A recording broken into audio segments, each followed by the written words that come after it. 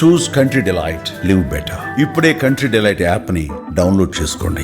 28 లక్షల కోట్లతో కుటుంబ వ్యాపారాల్లో అత్యంత విలువైన వ్యాపారులుగా అంబానీలు నిలిచినట్టు తెలుస్తోంది. ఇది దేశంలోని 12% జీడిపికి సమానం అన్నమాట.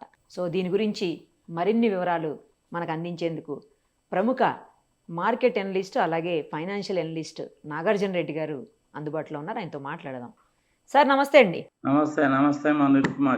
అత్యంత విలువైన కుటుంబ వ్యాపారాల్లో అంబానీలదే పై స్థానం అని చెప్తున్నారు, అగ్రస్థానం అని చెప్తున్నారు. ఇది దాదాపు 12% దేశ జీడిపికి సమానంగా చెప్తున్నారు. అమ్మా, దేశ జీడిపికి సమానము అంటారు.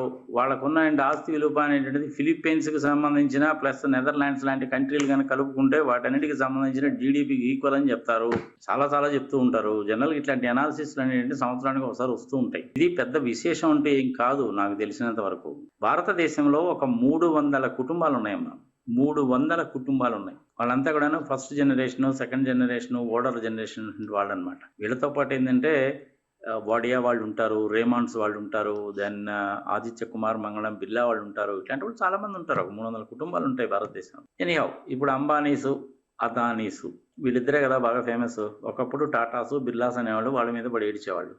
టాటాసు, బిర్లాస్ అనేవాళ్ళు పర్ఫెక్ట్గా వ్యాపారాలు చేస్తారు. I even spoke to Ratan Tata also in Bombay once. I also had a personal interaction even with Aditya Kumar Mangalam Birla in connection with Andhra Cements and Sagar Cements. Excellent personalities. వాళ్ళతోటి మీరు అంబానీలని, అదానీలని దయచేసి పోల్చబాకండి. ఇప్పుడు అంబానీకి 28 లక్షల కోట్లు అంటే ఈ ఫిగర్ ఎలా వచ్చింది అనేసి అంటే వాళ్ళకి ఉన్నటువంటి గ్రూప్ కంపెనీస్లో వాళ్ళకున్న షేర్స్ ఎన్ని, ఆ షేర్స్ని మల్టిప్లైడ్ విత్ బిఎస్సి కానీ ఎన్ఎస్సి కానీ లేదనేసి అంటే వాటిల్లో ఉండేటువంటి షేర్ ప్రైస్ని కనుక మల్టిప్లై కనుక చేస్తే మీకు 28 లక్షల కోట్లు వస్తుంది. కానీ అది ఇప్పుడు 28 లక్షల కోట్లు ఉంటుంది. మన ఈ వీడియో పూర్తి చేసే లోపల అది 29 లక్షలు కావచ్చు, 27 లక్షలు కూడా కావచ్చు. అన్నీ కూడా చెప్పుకోవడానికి బాగానే ఉంటాయి, నో డౌట్.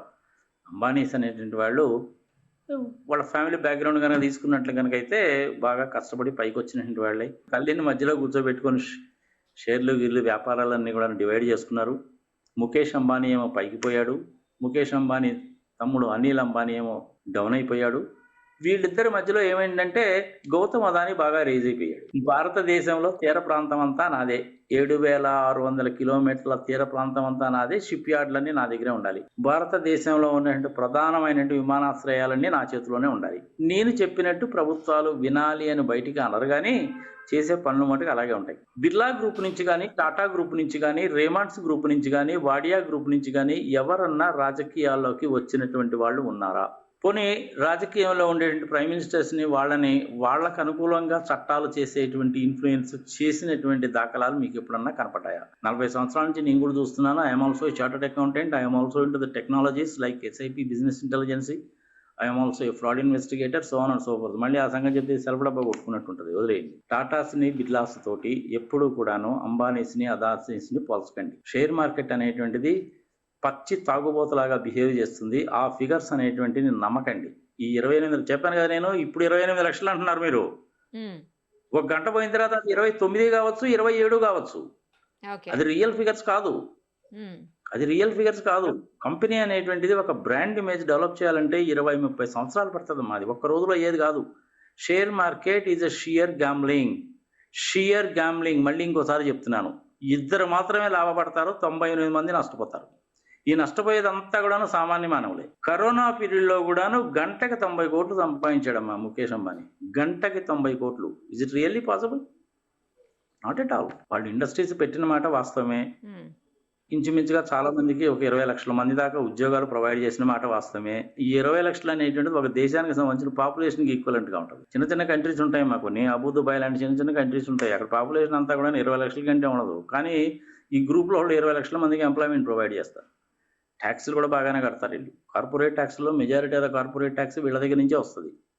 లేదంటే ఎన్ఎండిసి లాంటి పబ్లిక్ సంస్థల నుంచి, పెట్రోలియం కంపెనీస్ నుంచి, ఓఎన్జీసీ నుంచి, ఇట్లాంటి వాటి నుంచి వస్తాయి. నాకు తెలిసినంత వరకు ఇండియాలో బెస్ట్ బిజినెస్ గ్రూప్స్ అంటే Tatas, Birlas, TVS groups, hero Honda groups, అంటే ముంజాల్ బ్రదర్స్. ఇట్లాంటి వాళ్ళు మొత్తం ఒక 5, 6, 10 మందే ఉంటారు, అంతకంటే ఎక్కువ ఉంటారు. లేటెస్ట్గా నీతా అంబానీ ఒక కారు కొన్నారంట, ఆడి A9 చెమిలియాన్ అనే కారు. ఇది 100 కోట్ల ఖరీదైనటువంటి కారు అంట. అది మొత్తం ప్రపంచంలోనే 11 కార్లు మాత్రమే ఉంటాయట.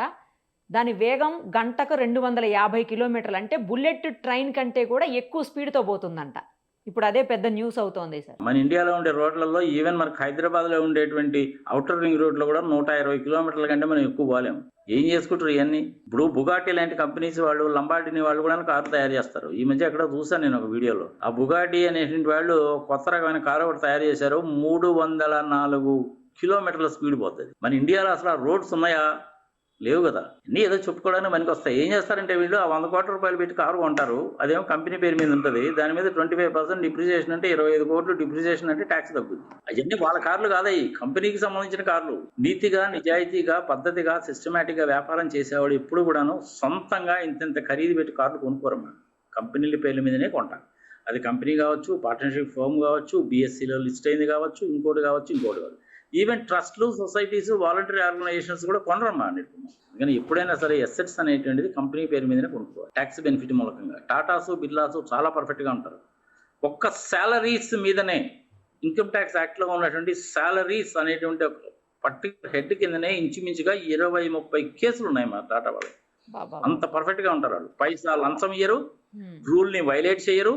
రూల్స్లో ఏదైనా కనుక తప్పుంటే దీన్ని సవరించుకోవాలని చెప్తారు, కానీ ఉన్నటువంటి రూల్ మటుకు వైలేట్ చేయరు. దేశ జీడిపిలో 17%తో సమానం అంటే అది గొప్ప విషయమే కదా సార్. అంతే కదమ్మా. మా టోటల్ బడ్జెట్ ఎంతమంది? 48 lakh crores, వీళ్ళది 28 lakh crores. అదే కదా లెక్క మీకు. నేను ఒక సామాన్య మానవుడికి ఏం చెప్తాను అంటే, షేర్ మార్కెట్ లో ప్రైసులు తగ్గడం, పెరగడం అనేటువంటిది నిమిషానికి మారిపోతుంటాయి. దాన్ని ఆధారంగా చేసుకొని మీరు డబ్బులు పోగొట్టుకోవద్దు. పెరుగుతున్నంతసేపు ఏమో పెరిగింది, ఇంకా పెరుగుతుందని వీడి దగ్గర ఉన్న షేర్లు అమ్ముకోడు. ఆ తర్వాత ఏమో తగ్గడం మొదలు పెడుతుంది. వామ్మో వాయ్ అని బాదుకుంటారు. 2 రూపాయల వడ్డీకి, 3 రూపాయల వడ్డీకి డబ్బులు తీసుకొని షేర్ మార్కెట్ లో పెట్టి ఆత్మహత్యలు చేసుకున్న వాళ్ళు నేను చాలా మందిని చూశాను. Share market one should be extremely careful. Ambani లాంటి వాళ్ళు లక్షల్లో షేర్లు కొంటారు కాబట్టి గంటకు 90 కోట్లు వస్తాయి. మీకు నాకు ఎందుకు వస్తాయి? మీ దగ్గర డబ్బులు ఉంటే చక్కటి బ్లూ చిప్ కంపెనీస్లో కొనుక్కోండి. టెస్కోలో కొనుక్కోండి, టిస్కోలో కొనుక్కోండి, టెల్కోలో కొనుక్కోండి, ఆదిత్య బిర్లా గ్రూప్కి సంబంధించిన అల్ట్రాటెక్లో కొనుక్కోండి షేర్లు, టీవీఎస్ గ్రూప్కి సంబంధించిన దాంట్లో కొనుక్కోండి, రేమాండ్స్ మిల్స్లో కొనుక్కోండి, ఓసీఎం లాంటి కంపెనీస్లో కొనుక్కోండి, ఇట్లాంటి వాటిలో కొనుక్కోండి. సీమెన్స్ ఇండియా లిమిటెడ్ ఇట్లాంటి వాటిలో కొనుక్కోండి. డాక్టర్ రెడ్డీస్ ల్యాబొరేటరీస్, దివ్య ల్యాబొరేటరీస్, స్టాండర్డ్ కంపెనీస్, అలాంటి వాటిలో షేర్లు కొనుక్కోండి, పెట్టుకోండి. రైట్ షేర్స్ వస్తాయి, బోనస్ షేర్స్ వస్తాయి, డివిడెంట్ వస్తుంది, బాగుంటుంది. అంతేగాని ఏదో 5 రూపాయలు పెరిగింది, 4 రూపాయలు తగ్గింది కదా అని చెప్పి అడ్డగోలుగా మీ దగ్గర ఉన్న డబ్బులు పెట్టి షేర్లు కొనుక్కోబాకండి. నాకు తెలిసిన వాళ్ళు చాలా మంది ఉంటారు మా, ఎస్పెషల్లీ పల్లెటూళ్ళల్లో టీచర్స్ ఉంటారు కొంతమంది. ఈ టీచర్స్కి వాళ్ళ పిల్లల పాఠాలు ఎంత మాత్రం చెప్తారో నాకైతే తెలియదు, కానీ I'm very sorry. Teaching community వాళ్ళకి కోపం వస్తుందో కానీ రియల్గా చూశాను కాబట్టి చెప్తున్నాను. వీళ్ళు షేర్లు వ్యాపారం చేస్తుంటారు, 2 రూపాయలకి 3 రూపాయలకి వడ్డీలకి ఇస్తుంటారు, ఓపెన్ ప్లాట్స్ అమ్మకాలు పెడతా ఉంటారు. మరి పిల్లలకి పాఠాలు ఎప్పుడు చెప్తారన్న సంగతి ఇంక పిల్లలకే తెలియాలి. షేర్ మార్కెట్ నమ్మకండి. It is nothing but A shear gambling అది, అంతే. అది మీ చేతుల్లో ఉండదు. Thank you sir, thank you so much. Suman టీవీలో మీ పర్సనల్ అండ్ బిజినెస్ ప్రమోషన్స్ కోసం కింది నెంబర్కి కాంటాక్ట్ చేయండి.